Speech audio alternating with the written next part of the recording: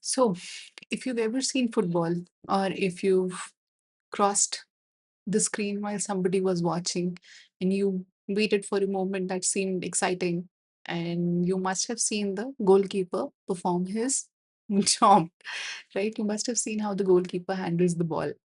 And if you would have noticed those few seconds before the ball comes to him, you would have seen that he's always in a receiving position. He's in a position where his hands are open. He's facing the entire match, and his body is leaned forward because he knows that the ball, when it comes, it'll come with an impact. So when it comes with an impact, he needs to be able to hold that impact. He needs to be able to fight it, resist it. So his body is leaned forward, his feet are firmly planted on the ground, and his legs are slightly open, not together, because he cannot be thrown back by the ball. He needs to be anchored in the on the ground. So he's always in a position where he's ready for the ball. So when people teach us, or when the universe teaches us, or when we read in books that to be able to receive, we need to be in a position of gratitude, or to always be in a position of gratitude. This is what it means. It means that the position of gratitude, or where we feel that, yes, there are things that I have in life that are of value and they have been given to me. So I am grateful. I am blessed.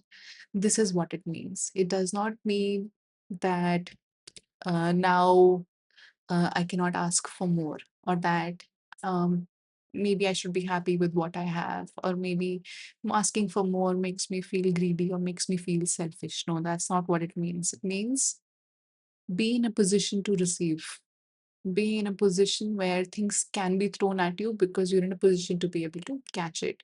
Now things can be thrown at you. Earlier, it was not possible. If you did not have your feet firmly planted feet on the ground, did not have your arms outstretched, your hands outstretched, you could not grasp the blessing that's coming to you. So, to be in a position of gratitude is something like that. So, if you can think and relate with that example always, when you think of being in gratitude, you'll understand it faster. So, to be in a position of gratitude means just noticing things around you that are already filled with beauty, filled with joy, filled with things that make you feel loved and aligned and hopeful and joyful. So, it could mean, yes, when people say, be grateful that you have a roof over your head, be grateful that you have a place to sleep, be grateful that you have food. Sometimes they could mean that, be less greedy or be less selfish, but that's not what it was supposed to mean. It was supposed to mean that when you start noticing the things that you already have, you kind of make space, you get in a position where you can now receive more. If you always assume that, let's say, life is not being fair to me, or maybe things have not been fair to me, or things have not come to me easily, or I don't know how life will get better, or it has not happened in the past. Now I don't know about the future. That removes you from a position of receiving. So that is the only difference. The problem is these examples are given because these are true for most people, that they have a roof over their head, that they have food to eat, that they have a place to sleep, and they have clean water, clean air, whatever. And these examples are given because these are universal. It does not mean that now you need to become that kind of a person who needs to live like that, or whose ambitions are now invalid, or whose dreams or whose biggest manifestations should not come to them because maybe they should just be happy with what they have. No, that's not what it means. It means that notice the small things that are present around you, because when you start that small, you can go so much higher. If you start building a list of things that you're grateful for, and you include the smallest of blessings that God has given you, and these are at the same time not small blessings, right? You go to so many places and you see so many people who don't have a roof over their heads. So at the same time, it's huge that we have it, and it's huge that we don't even consider it that we have it. But at the same time, it also does not mean that now you should just be the kind of person who's just happy with the roof over your head. It means that now you can become the kind of person who puts a roof over everybody's head. Why not? That is God's work, right? So it was never implied for you to be less, for you to be grateful for the smallest and most valid of things that you have. It was always implied that you should now become, once you're full, it would be great if now you can serve more people. You can now give to more people. So it was never implied that if you are connected, if you are aligned, that now your needs are supposed to become smaller. No, it was meant that once you're aligned, once you're connected to a deeper version within yourself, once you have your head screwed on correctly, now you'll become a container that will fill up the world. So the idea of less or small or lack or not wanting enough or not having enough was never given out by the universe. It was always assumed because the examples were such. The examples were such that people thought maybe it's saying that I need to be happy with what I have and not plan for more.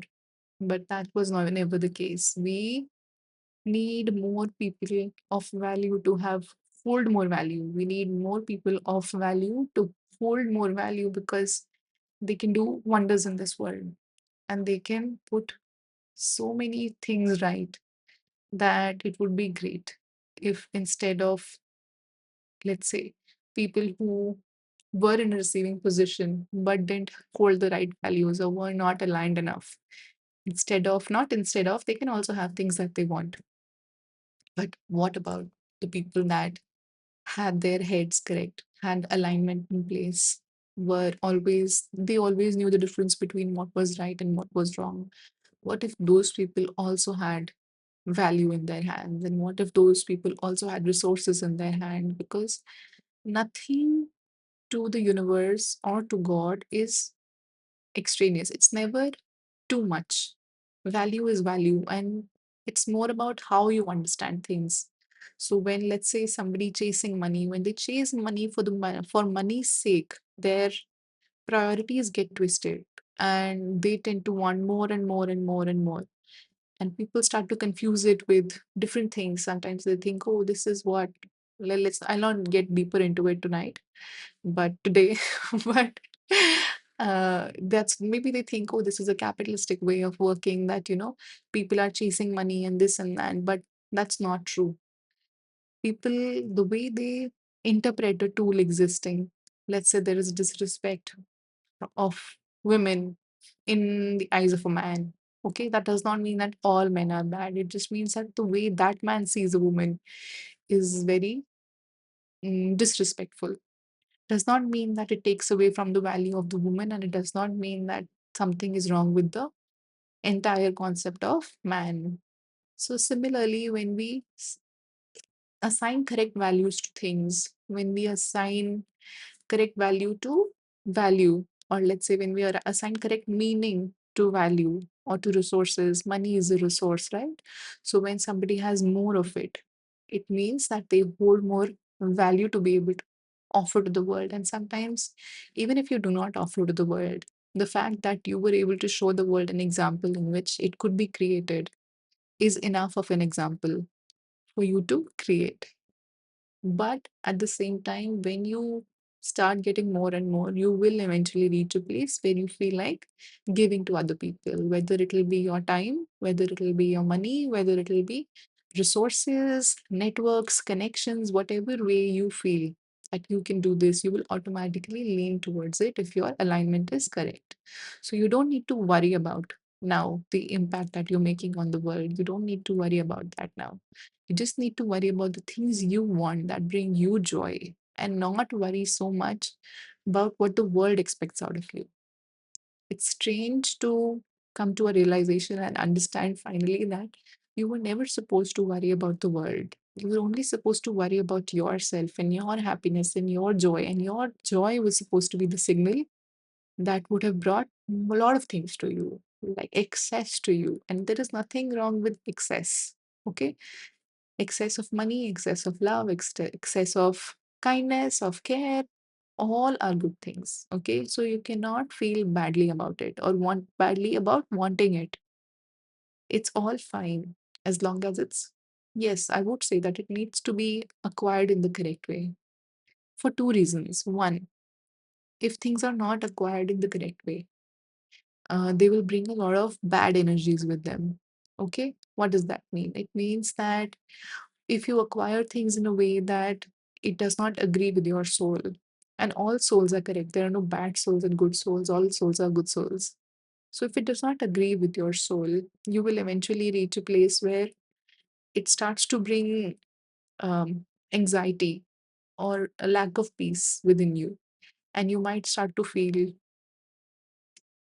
um, heavy, burdened by what you already hold. And that's not what you're supposed to have. Okay, you're supposed to have gratitude, you're supposed to have love, you're supposed to fill yourself up when you receive these resources. So the way you approach these things and the way you get them is very important.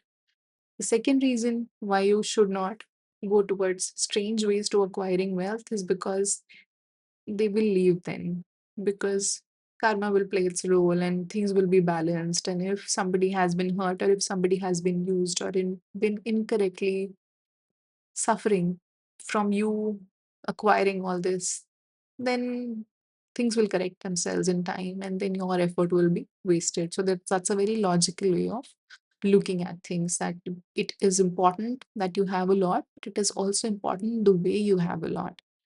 And it's also the way that people achieve things that is making people now wonder what is the correct way to exist and what is the incorrect way to exist. That's why things that always were correct are now being questioned, and now everything is being questioned. When people, let's say, when big businesses make a lot of money, and when big businesses are able to employ a lot of people, the country thinks of it as a fantastic opportunity. Most people who understand business, they think of it as fantastic news, because it means that now more people will be employed, there will be more purchases, more people will be able to spend money, which will give jobs to more industries, different industries, smaller industries, and the world will grow.